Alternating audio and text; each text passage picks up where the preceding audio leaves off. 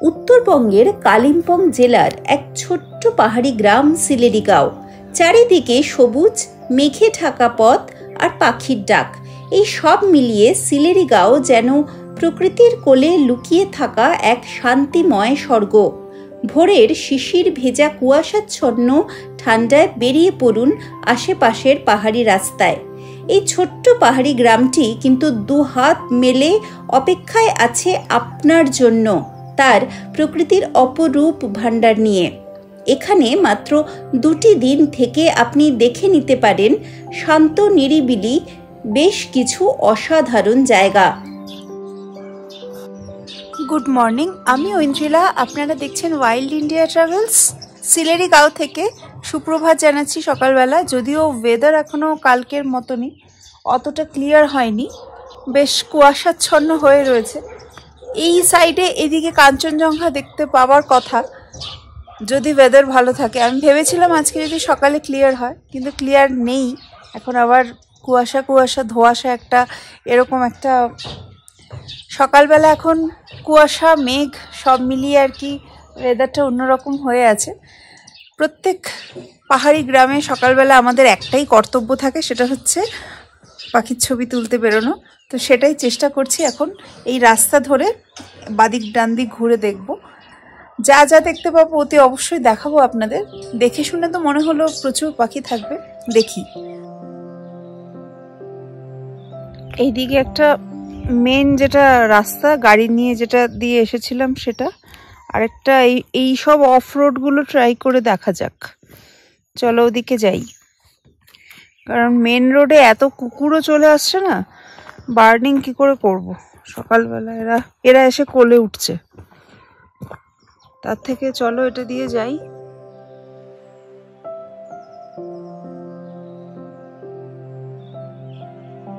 একটু হালকা হালকা পাথর আছে, ভেজা ভেজা একটু জায়গাটা, বেশি একটা রোদ পড়ে না, বোঝা যাচ্ছে। এমনি র্যান্ডম একটা ট্রেল ধরে যাচ্ছি, শিওর না যে কি দেখতে পাবো। এমনি এখনো পর্যন্ত পাখির কলই বেশি পাচ্ছি, এখনো সেইভাবে কিছু ছবি তুলতে পারিনি, কারণ ওয়েদারটা একটু ডাল। এখনো পর্যন্ত কোনো রোদের ছিটে ফোটাও নেই, দেখে মনে হচ্ছে সন্ধে হয়ে এসছে ওরকম, সেই জন্য।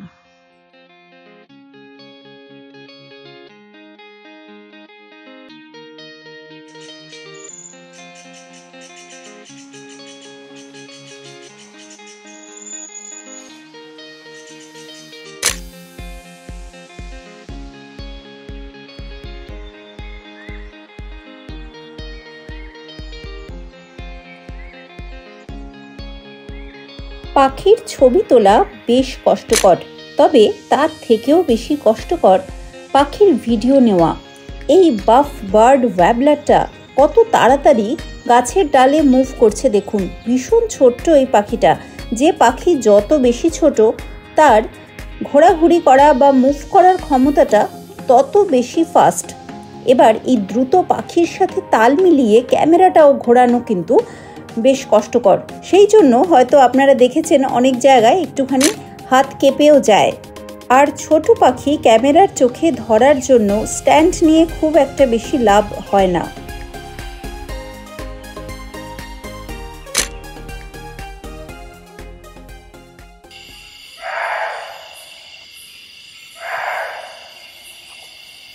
এদিক থেকে কলটা আসছে, বুঝলে? বার্কিং ডিয়ারটা এপাশেই আছে। এত ঘন জঙ্গলটা এখানে। মেন যে রাস্তাটা, এই রাস্তা ধরে চলেছি, এটাই গাড়ি আসার রাস্তা। এবার গাড়ি এখনো অতটা অ্যাক্টিভিটি শুরু হয়নি গাড়ির, একটা দুটো চেক আউটের গাড়িগুলো, কারণ এনজিপি থেকে এখানে আসতেই তো বেশ ঘন্টা 3-3.5 ঘন্টা সময় লাগে, একদম সোজা ড্রাইভ করে এলে। এই পাখিটার মুভমেন্ট খুব ভালোভাবে খেয়াল করুন। যারা একদম নতুন পাখি দেখা শুরু করেছেন তাদের জন্য এই মুভমেন্টের অংশটা আমার মনে হয় বেশ হেল্পফুল হতে পারে। গাছের গায়ে কিভাবে নাট হ্যাচ পাখি ঘুরে ঘুরে উঠছে সেটা একটুখানি দেখুন। এটাই টিপিক্যাল নাট হ্যাচের মুভমেন্ট। দূর থেকেও যদি এরকম কোনো পাখি দেখতে পান বুঝতেই পারবেন যে এটা অতি অবশ্যই নাট হ্যাচ। এবার প্রশ্ন হচ্ছে, নাট হ্যাচ কত প্রকারের হতে পারে? আমার এই প্রসঙ্গে একটা ভিডিও রয়েছে, আমি ডেসক্রিপশনে এবং আই বাটনে সেটার লিংক দিয়ে দিলাম। মোটামুটি একটু পাখির অ্যাক্টিভিটি আছে, তবে আশা করছি রোদ উঠলে আরো একটু বেশি পাওয়া যাবে। এই জঙ্গলের কমন পাখিগুলো অনেকগুলোই পেলাম। মোটামুটি ইউহিনা পেয়েছি, আর মিনিভেট পেলাম, একটা মোস্ট প্রবাবলি কোনো এশিয়ান বার্ড আউলেট উড়ে গেল, আর কিছু ওয়াবলার তো রয়েছে, নাট হ্যাচ পেয়েছি, মোটামুটি পাচ্ছি। মোটামুটি হোয়াইট ব্রাউড স্ট্রাইক ওয়াবলার পেলাম। আরও কিছু কিছু পাখি আছে যেগুলো ভেতরে ভেতরে ডাকছে, ব্লু হুইসলিং থ্রাশ টাইপের, এগুলো আমি ধরছিই না। রুফোসিবিয়া বা এইসব তো প্রচুর সারাক্ষণ সামনে ঘুরছে। একটা ব্যাপার আছে, এনজিপিতে যেহেতু সকালবেলা ওই 8টা-9টার দিকে পদাতিক, দার্জিলিং এগুলো ঢোকে, তো ওইখান থেকে আরও 3.5 ঘন্টা 4 ঘন্টা যদি হিসাব করি, তার মানে 12টার আগে এখানে খুব বেশি গাড়ি ঢুকবে না 8টা-9টা থেকে হিসাব করলে। তো ওই জন্য ভোরবেলার এখানে বার্ডিংটা ভালো হওয়ার চান্সটাই বেশি, কারণ সামান্য 2-1টা গাড়ি যাচ্ছে, সে হয়তো আধ ঘন্টা বাদে একটা গাড়ি। আর এই রাস্তাটার দুপাশেই প্রচুর গ্রিনারিজ রয়েছে, মানে এখানে ভালোই পাখির অ্যাক্টিভিটি রয়েছে। একটু সানলাইট পেলে হয়তো আরও বেশ কিছু পাখি বেরোবে, সেটা তো ওয়েদারের ওপর ডিপেন্ড করছে। পেলে বার্ড কুকুরাফটা পেলে, এই যে উড়ে গেল যে এইখান দিয়ে জাস্ট উড়লো, হ্যাঁ আমার মনে হয় ওই জায়গাটায় ঢুকে গেছে। কল পাচ্ছিলাম, তারপরে বাইরে এলো, দেখতেও পেলাম। এই বড় গাছটার পেছন দিয়ে গেল, ওই জন্য খুব শাই ছিল। মানে বার্ড কুকুরাফ এমনি শাই থাকে। হ্যাঁ, কুক্কু তো এবার কুকুর আবার সেই নেস্টিং এর ব্যাপারটা খুব মানে ইন্টারেস্টিং। আমরা যেটা জানি যে সেই কাকের বাসায় ডিম পাড়ে, কাক বা অন্যান্য অনেক পাখির বাসাতেই, মানে কুকু তো আসলে ওয়ার্ল্ড ওয়াইড দেখা গেছে যে বহু পাখির বাসাতেই ডিম পাড়ে। মানে হোস্ট যে পাখিগুলো, তারা এখন ধরতে পারে না, কারণ এটা এখন মানে সেই ইভলিউশন হতে হতে পাখিটা অনেক রকমভাবে মিমিক্রি শুরু করেছে। মানে তার মধ্যে ফার্স্ট একটা মিমিক্রির ব্যাপারে যেটা জানা গেছে সেটা হচ্ছে যে এগটাকে মিমিক্রি করে, ডিমটা। মানে অন্য কোনো পাখি, যেমন ধরো কোনো রিড ওয়াবলার বা যেমন ধরো মিডো পিপিট, এইগুলোর ডিমগুলো আর কি একদম হুবহু মিমিক্রি করার চেষ্টা করে এখন। মানে মিডো পিপিট যেমন ধরো ব্রাউন কালারের এগ লে করে, মানে এটা কমন কুকুর কথা বলছো? হ্যাঁ, এবার কমন কুকুর যেখানে ব্রিড করে, আমাদের এখানে কিন্তু মানে ইন্ডিয়াতে কমন কুকুর তো ব্রিড করে না, এবং সেটা যেখানে যেখানে ব্রিড করে সেই হোস্ট পাখির ডিমের কালার সাইজ ম্যাচ করে করে ওই রকম হুবহু ডিম পাড়ে। এবার সেটা নট নেসেসারি যে আজকে ওই ডিমটা ম্যাচ করিয়েছে, হতে পারে সেটা 100 বছর ধরে আস্তে আস্তে সিলেকশন হয়ে হয়ে ওই রেসটা তৈরি হয়েছে, ন্যাচারাল সিলেকশন, সেই যেটা আমরা পড়েছিলাম যে এখন এমন কুক্কু এরকম কিছু রয়েছে যেটা মিডো পিপিটের বাসায় ডিম পাড়ছে। আর মিডো পিপিটের ডিমটা যেহেতু ব্রাউন কালারের, তো কমন কুক্কু ওখানে যারা রয়েছে তারা কিন্তু ব্রাউন কালারের ডিম পাড়ে। মিডো পিপিট এমন একটা পাখি যেটা অন্য ডিমকে দেখলেই সেটা পা দিয়ে ফেলে দেয়, নেস্ট থেকে বাইরে ফেলে দেয়। এবার দেখা যাচ্ছে যে সেটা মানে ব্রাউন কালারটা ম্যাচ করে যাচ্ছে বলে ও আর তখন ওটাকে ফেলছে না, ওটাকে আর কি রেখে দিচ্ছে, ওকে ডিমে তা দিচ্ছে, এইসব হচ্ছে। এবার সেটা আলাদা আলাদা জায়গায় আলাদা আলাদা রকম হয়। মানে যেমন ডানক বলে একটা পাখি আছে, ওটাও আবার আরেক জায়গায় হোস্ট, মানে সেটা মিডো পিপিটের মতন একটা হোস্ট। সেটার ক্ষেত্রে ডানক কি করে, ও কালার ম্যাচ করে না, ও যে কোনো পাখির ডিম পেলেই সেটাকে তা দেয়। তো সেখানে আবার কমন কুক্কু কিন্তু ওই কালার ম্যাচ করে ডিমটা লে করে না, ওখানে কি করে কলটাও ম্যাচ করার চেষ্টা করে যাতে পরে বড় হলে আমাকে যেন খাওয়ায়। এমনিতে কমন কুক্কু এখানে এখনো পাইনি, কিন্তু ঋষপে ওরকম এপ্রিলের দিকে বা মার্চের এন্ডের দিকে, আমার এক্স্যাক্টলি মনে নেই, ওরকমই হয় মার্চের এন্ডে বা এপ্রিলে কমন কুক্কু পেয়েছিলাম। কমন কুক্কু কিন্তু প্যাসেজ মাইগ্রেন্ট। এমনি কমন কুক্কু আমার গুজরাটের প্যাসেজ মাইগ্রেন্ট সিরিজে আমি দেখিয়েছি যে মাইগ্রেট করে এসে বসে আছে। প্যাসেজ মানে ওটা কিছুদিন ওখানে থাকবে, তারপরে বেরিয়ে যাবে আফ্রিকা। 9:30 নাগাদ ফিরেছি বার্ডিং করে। এবার ব্রেকফাস্ট করছি। সকালে বেডটি ছিল, বেডটি সকালেরটা আর আমরা খেতে পারিনি, আমরা তো অনেক সকালে মোটামুটি 6টা, 6:15টার মধ্যে বেরিয়ে গেছিলাম। এবার এখন চাটাও আছে, ওই জন্য চাও খাবো, তবে তার আগে ব্রেকফাস্ট করছি। পুরি সবজি, তাই তো। এবার ও সকালবেলা বেরোয়নি, সকালে হোমস্টেতেই ছিল। এমনিতে তো খুবই, এখানে তো ভীষণই সেফ। আর এখন এই মুহূর্তে অন্য কেউ নেই, আশেপাশে অন্যান্য ট্যুরিস্ট রয়েছে, তাও সেফ ভীষণই। ও একাই এখানে বসেছিল, পরিবেশটাও ভালো সুন্দর। এবার ব্রেকফাস্ট করে তারপরে আমরা পরে আর কি সারাদিন যা যা পাখি দেখা ইত্যাদি তো রয়েছে, তাছাড়াও আমরা আরও কিছু সাইট সিইংও করব। খেয়ে দিয়ে আমরা স্নান করবি তুই? ফিরতে ফিরতে আমাদের বোধহয় বিকেল হয়ে যাবে নাকি? না, আমরা এখান থেকে আগে ওরা চলে আসবো। বলেছে 1 ঘন্টা লাগবে ডামসুং ফোর্ট অব্দি হেঁটে যেতে। তো ওদের 1 ঘন্টা মানে আমাদের 1.5-2 ঘন্টা লেগে যাবে, কারণ আমরা মাঝখানে অনেকবার দাঁড়াতে যাবো। মানে যে কোনো জায়গায় বার্ডস পেলেই আমরা চেষ্টা করব দাঁড়িয়ে ছবি তোলার, আমাদের একটু বেশি টাইম লাগে। তো 9টা থেকে অ্যাটলিস্ট 12টা-1টা তো বাজবে মনে হয় পুরোটা গিয়ে আসতে। তাহলে তখন এসে স্নান টান করতে পারিস তুই, এমনি গিজার তো আছে, কোনো অসুবিধা নেই। তাহলে এখন আমরা ব্রেকফাস্ট করে ওই ডামসুং ফোর্টের দিকটা তাহলে বেরিয়ে যেতে পারি। এটা হচ্ছে ডামসিং ফোর্ট যাবার রাস্তা। সিঁড়ি আছে বেশ কিছুটা, সিঁড়িতে যাওয়ার পর বোধহয় এমনি রাস্তা রয়েছে। সিঁড়িটা বেশ উঁচু, অনেকগুলো পরপর স্টেপস। এই রাস্তায় যদি হোমস্টেগুলো, যেসব হোমস্টেগুলো এই রাস্তায়, তাদেরও তো বেশ কষ্ট, বিরাট টাফ ব্যাপার। হ্যাঁ, তার থেকে বাবা আমরা যেটা আছি একদিক দিয়ে ভালো, যে ওটা একদম গাড়ি ওখানেই নামলাম, ওখান থেকেই সব কিছু। এইদিকে হোমস্টে হলে তো হয়ে গেছিল। প্রসঙ্গত জানাই, আমরা ছিলাম নিশ্চল হোমস্টেতে। মাত্র 1200 টাকায় থাকা খাওয়া সমেত হোমস্টেটা কিন্তু অসাধারণ। ডেসক্রিপশনে এবং স্ক্রিনে নাম্বার দিলাম।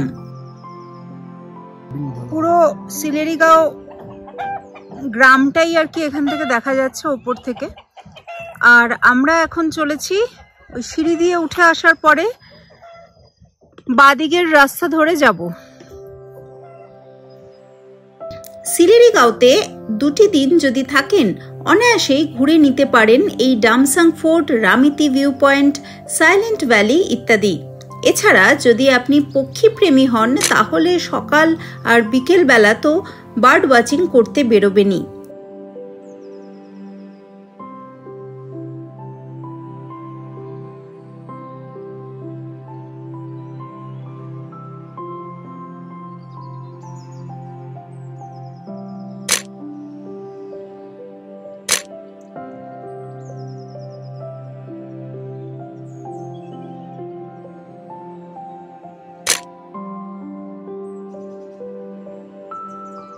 যদি আপনি সিল্ক রুট ভ্রমণের উদ্দেশ্যে সিলেরিগাঁওতে আসেন, তাহলে এই হোমস্টেতে কথা বলে পুরো প্যাকেজ কিন্তু বুকিং করতে পারেন।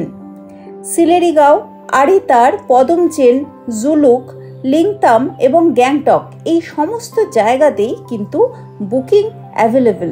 কিভাবে বুকিং করবেন সেটা জানার জন্য ডেসক্রিপশনে এবং স্ক্রিনে দেওয়া নম্বরে যোগাযোগ করতে পারেন। বেশ অনেকটা হেঁটে এলাম, প্রায় 45 মিনিট তাও হবে, তাই তো 45 মিনিটের কাছাকাছি হেঁটেছি। আমাদের একটু টাইম লেগেছে। এখানে এসে দেখছি এখানে একটা বোর্ড করা আছে, সিলেরিটা এদিকে, মানে যে রাস্তা দিয়ে আমি এলাম, আর ডামসাংটা হচ্ছে ওপাশে। তো এখানে রাস্তাটা একটা টি এর মতন হয়েছে। তো যে পথ দিয়ে এসেছিলাম সেই পথ দিয়ে এসে আরো বাদিকে এবার যাব, ডামসাংটা বাদিকে। এসো, মনে হয় ওঠার পরে জায়গাটা সমতল দেখে মনে হচ্ছে। মোটামুটি 4 রাত এবং 5 দিন ও 6 রাত 7 দিনের ট্যুর প্যাকেজ পাওয়া যায় এখান থেকে। আর যদি আপনি সিল্ক রুটটা অ্যাভয়েড করে শুধু শিলিগুড়িগাঁও ঘোরেন সেটাও সম্ভব। এখান থেকে গাড়ি করে ডে ট্রিপে ঘুরে নিতে পারেন পেডং, ঋষিখোলা, আরিতার এবং কালিম্পং শহর।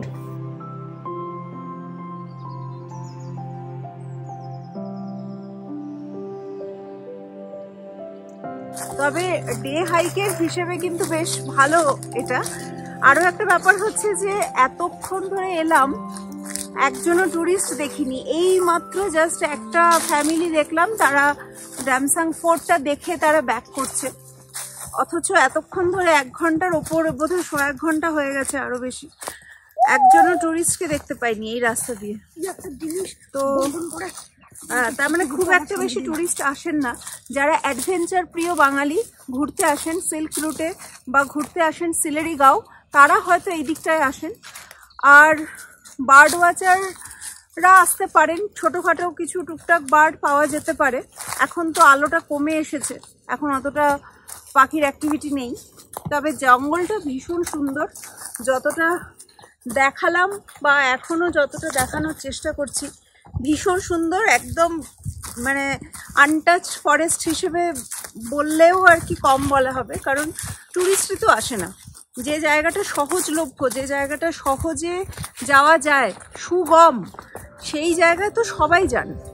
চেষ্টা করুন এমন জায়গায় যেতে যেখানে একটু কম টুরিস্ট যান, বা যে জায়গাটা আর কি অতটা পপুলার নয়, তাহলে প্রকৃতিকে সেইভাবে উপভোগ করা যেতে পারে।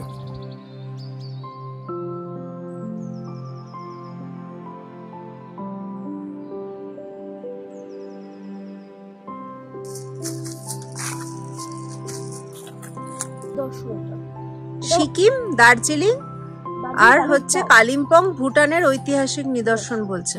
তার মানে এটা পেডং পাহাড়, পেডং এর পাহাড়। আচ্ছা, এখান থেকে পেডং একদম পাশে 5 কিলোমিটার। শিলিগুড়িগাঁও থেকে আমরা একটু বেশি দূরত্ব হেঁটে এসেছি। হ্যাঁ হ্যাঁ হ্যাঁ। আর এটা হচ্ছে এটা একটা অঞ্চলের মূল অধিবাসী, যেটা লেপচাদের সাংস্কৃতিক, ধর্মীয়, রাজনৈতিক ও জাতিগত শিল্পকলার একটা ভগ্নাবশেষ। পবিত্র দুর্গটা 7দশ শতকের লেপচা রাজা গেবু আচুক দ্বারা নির্মিত। লেপচা জাতির রাজনৈতিক দলিল ছাড়া এটা একটা লেপচা তথা এই অঞ্চলের অন্যান্য জাতির কাছে এটা একটা পবিত্র তীর্থস্থান। মানে খুব পবিত্র জায়গা, তো সেই হিসেবে আর কি পবিত্র দুর্গ, তো সেই হিসেবে বলছে যে এই জায়গাটার পবিত্রতা মেনটেন করতে। তো চলো, আমরা তো এতটা পর্যন্ত এসে গেলাম, এবার আমাদের সিঁড়ি দিয়ে ওপরের দিকে, এই সিঁড়িটা দিয়ে ওপরের দিকে উঠতে হবে।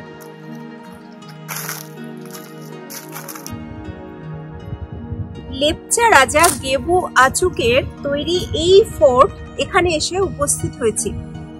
এবার জায়গাটা আর কি রুইন বলা চলে, ধ্বংসাবশেষ, কিছুই নেই, জঙ্গলের মধ্যে একদম। পরিবেশটা ভীষণ শান্ত, পবিত্র, প্রাকৃতিক। যে কোনো পরিবেশই আমার কাছে পবিত্র এবং শান্ত মনে হয়, এটাও তাই। 2-4টে পাখিও আছে, সামনেই ছিল, আমি জাস্ট ক্লিক করার আগেই পালালো। মানে এখানে তো কেউ আসে না, ওই জন্য পাখিগুলো চলে আসছে আর কি সামনের দিকে। এখন মানে আমি হিসেব করে দেখলাম এখানে একটা ফলক রয়েছে, সেই ফলকে যা লেখা আছে সেই হিসেব করে দেখলাম যে 2025-এ এই যে লেপচা রাজা গেবু আচুক, তার 294তম জন্মদিন হবে। 2020 সালে তার জন্মদিন উপলক্ষে কালিম্পংয়ে একটি মেলা হয়েছিল, সেটার একটা পোস্টার পড়েছে এখানে, একটা জিনিসে কাপড়ের ওপর লেখা রয়েছে। জায়গাটা ভীষণ সুন্দর, যারা আসবেন সেটা মনে রাখবেন যে এখানটা একদম নোংরা করবেন না, বেশ মানে মন শান্ত হবে এখানে এলে। এত হাওয়ার শব্দ, আমি জানি না, আমার কথাও হয়তো কথা ছাপিয়ে আমি মাইক ব্যবহার করছি, কিন্তু মাইক যদি না থাকে কথা শোনা যাবে না, এত উপরে এবং এত হাওয়ার আওয়াজ, চারদিকে ভীষণ হাওয়া দিচ্ছে। আলো কম, আলো কমে এসেছে। এখন আমরা আবার এই জায়গাটা দেখা হয়ে গেল, এবার আমরা আবার যে পথে এসেছিলাম সে পথে ফেরত যাব। হোমস্টেতে ফিরেই আমাদের জন্য অপেক্ষা করছিল গরম গরম লাঞ্চ। আজকের দুপুরবেলা ডিম কষা, আলু ভাজা, এটা আলু বা স্কোয়াশ হতে পারে, স্কোয়াশ সম্ভবত দেখছি খেয়ে, পাঁপড় আছে, আলু সেদ্ধ আছে, ডাল আছে। হোমস্টে থেকে বেরিয়ে ডান দিকের যে রাস্তাটা, মানে যে রাস্তা ধরে এসেছিলাম সেটা নয়, যে রাস্তা ধরে এসেছি সেখানে তো সিলেরিগাঁওটা পড়ছে এসে একটা জায়গা অবধি, তারপরে সেই রাস্তাটাই তো সোজা চলে গেছে। এবার গ্রামটা যখন শেষ হয়ে যাচ্ছে, এই জায়গাটা এখানে কিন্তু বেশ ভালো পাখির আর কি কল টল রয়েছে, দেখতেও পাচ্ছি অনেক পাখি। তো এই জায়গাটা বেশ ভালো। ওই গ্রামের যে লোকবসতি এরিয়াটা, সেই এরিয়াটা পেরিয়ে বাদিক হোক বা ডান দিক হোক, দুটোই আমার প্রমিসিং লাগলো। এই দিকটা আরও বেশি, কারণ এখানে গাড়ি আসে কিনা জানি না, হয়তো আসে, কিন্তু এই রাস্তাটা পাথুরে এরকম রাস্তা, অত ভালো কিছু নয়। তো এই জায়গাটা ভালো, এমনিতে বার্ডের হ্যাবিটেট খুব ভালো। আর এই দিক দিয়েই সোজা গেলে রেমিটি ভিউ পয়েন্ট, তো সেটাও আর কি যারা ট্যুরিস্ট তারা এখানে জাস্ট গ্র্যাজুয়াল ওয়াক, সেরকম কঠিন কিছু নয়, এদিক দিয়ে গিয়ে ভিউ পয়েন্ট অবধি পৌঁছতে পারেন। স্কারলেট মিনিভেট পাখির বাংলা নাম সহেলি বা হাজারিকা। পুরুষ পাখি লাল বর্ণের এবং স্ত্রী পাখি হলুদ বর্ণের। জায়গাটা হরেক রকমের পাহাড়ি গাছপালায় ঢেকে থাকে সব সময়, আর সাথে সাথে পাহাড়ি পাখির কলতান্ত রয়েছে। জঙ্গলের এই অংশটা এত সুন্দর, শুধু পাখির আওয়াজ, ব্যাকগ্রাউন্ড কল হচ্ছে পাখির, আর সেটা ছাড়া ঝিঝি পোকার আওয়াজ আছে, সেটা ছাড়া আর কিছু নেই। এই দিকটা, এই জায়গাটা প্রচুর বড় বড় ট্রি ফার্ন, একদম আদিম অরণ্যে যেরকম আর কি প্রচুর সেই ফার্ন থাকে, একদম গাছপালাগুলো আর কি সেই মস ভর্তি হয়ে গেছে, মসের লেয়ারে, তো সেরকম এই জায়গাটা বেশ ভালো। মানে যারা সিলেরিগাঁও দেখে ভাবেন যে ক্রাউডেড এরিয়া, আমি তাদের বলবো একটুখানি বাদিক ডান দিকের যে রাস্তাটা সেটা একটুখানি এক্সপ্লোর করুন, বেশ সুন্দর। মানে দেখতে পেলাম নীল রঙের উজ্জ্বল ব্লু ফ্রন্টেড রেড স্টার্ট পুরুষ পাখিকে। স্ত্রী পাখি আগের পর্বে দেখিয়েছি।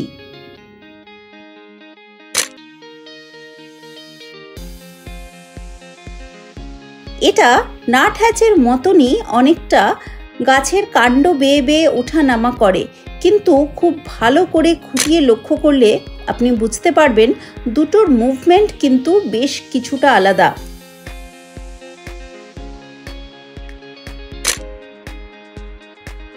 ফ্লাই ক্যাচার, কাঠঠোকরা ইত্যাদি আরও বেশ কিছু পাখিও পেলাম এই পথে।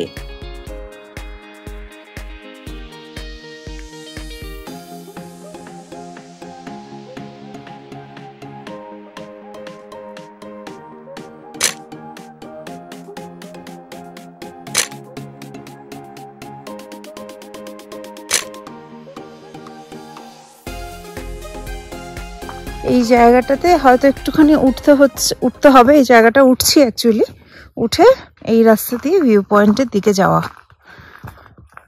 কিন্তু যথারীতি লোকজন আসে, কিন্তু অত নয়, মানে আমরা পুরো রাস্তা একজনও টুরিস্ট দেখতে পেলাম না যারা ভিউ পয়েন্টের দিকে এসছে। দারুণ একটা ফুলফিলিং এক্সপিরিয়েন্স এখানে আসা। রাস্তাটা আসার যে পথটা সেটা দেখিয়েছি, সেটা এত সুন্দর ছিল, পুরো ঘন জঙ্গলের মধ্যে দিয়ে আসা, এবং সব থেকে ভালো ব্যাপার হচ্ছে অতটা বেশি টুরিস্টও নেই। এখন আমি এই ভিউ পয়েন্টে দাঁড়িয়ে আছি, রামিতি ভিউ পয়েন্টে। নেপালি ভাষায় রামিতি মানেই ভিউ, তো আমরা রামিতিও বলতে পারি, রামিতি ভিউ পয়েন্ট না বলে। যাই হোক, এই জায়গা থেকে সব কিছু দেখা যায়, গ্যাংটকও দেখা যায়, দার্জিলিংয়েরও একটি অংশ দেখা যায়, তিস্তা তো দেখা যায়ই, তিস্তা এখনো দেখা যাচ্ছে। আমি রাস্তায় আস্তে আস্তে ভাবছিলাম যে এত কুয়াশার মধ্যে তিস্তা হয়তো দেখতে পাবো না, কিন্তু সেটাও দেখতে পেলাম।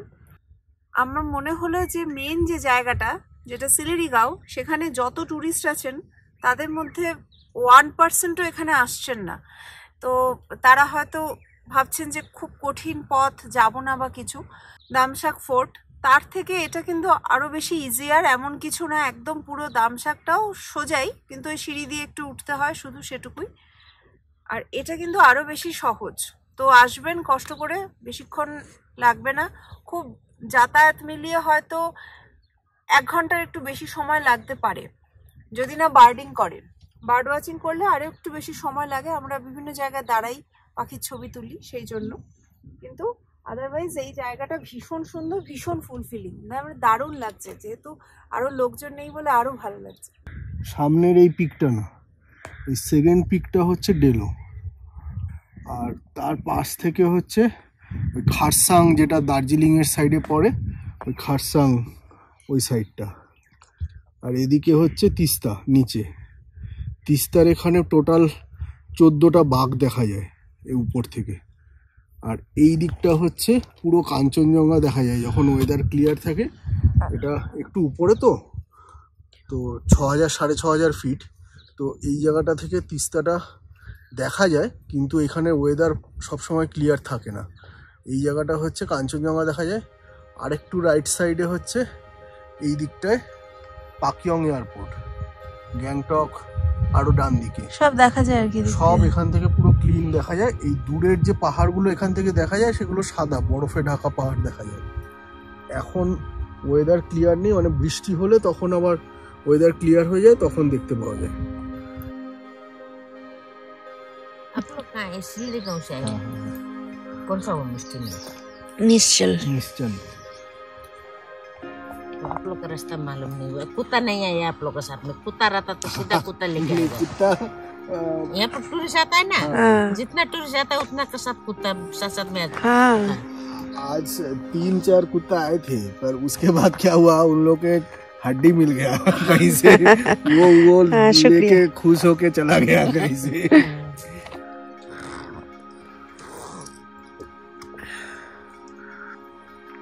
ঠান্ডার মধ্যে গরম গরম কফি দারুণ আর কি লাগছে একদম।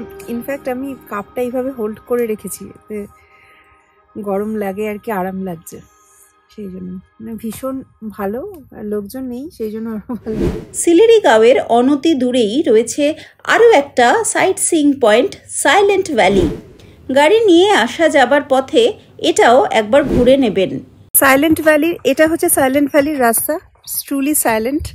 তবে এরকম অনেক জায়গায় পেলাম আমরা যেটা অ্যাকচুয়ালি সাইলেন্ট, বাট স্টিল আর কি এটা সাইলেন্ট ভ্যালি। তো আমরা সিলেরি গাঁও থেকে যে রোডগুলোতে বার্ডিং করতে যাচ্ছিলাম, মানে এরকম রাস্তার পাশ থেকে বিভিন্ন দিকে আর কি উঠে যাচ্ছিলাম, জঙ্গলের মধ্যে ঢুকে যাচ্ছিলাম, সেগুলো কমপ্লিটলি সাইলেন্ট, কোনো লোকজন ছিল না।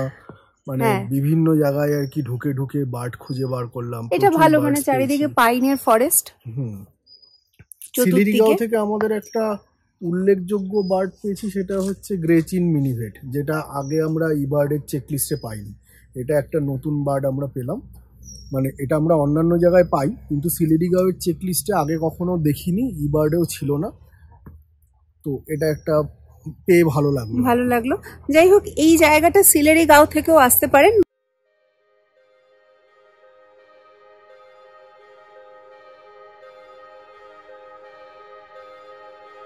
এই হলো সাইলেন্ট ভ্যালি, চারিদিকে পাইনের জঙ্গল, পাইনের বন, আর তার মাঝখানে এই কিছুটা জায়গা এরকম ফাঁকা, বেশ ভালো লাগছে দেখতে। এখানে কিছুটা সময় কাটানো যেতে পারে, তো সেইটা একটা ব্যাপার। রোদও উঠেছে এখন, এতক্ষণে সকাল থেকে ওয়েদার খারাপ ছিল, বেশ ভালো লাগছে। ফাঁকা, এখন কোনো ট্যুরিস্ট নেই এই জায়গায় সাইলেন্ট ভ্যালিতে। যাই হোক, এখন আবার আমি ফেরত যাব। আজকের এই ভিডিও এখানেই শেষ। আবার কালকে একটা নতুন গন্তব্যে, নতুন জায়গায়, নতুনভাবে স্টার্ট করব। ততদিন পর্যন্ত পরের পর্বের জন্য ওয়েট করুন। যদি এই ভিডিও ভালো লাগে, যদি এই হোমস্টেটা ভালো লাগে, তাহলে অতি অবশ্যই কিন্তু ফোন করবেন, আর এই চ্যানেলটাকে সাবস্ক্রাইব করে রাখবেন, নোটিফিকেশন অল করে রাখবেন, ফেসবুকে আর ইনস্টাগ্রামে ফলো করে রাখবেন।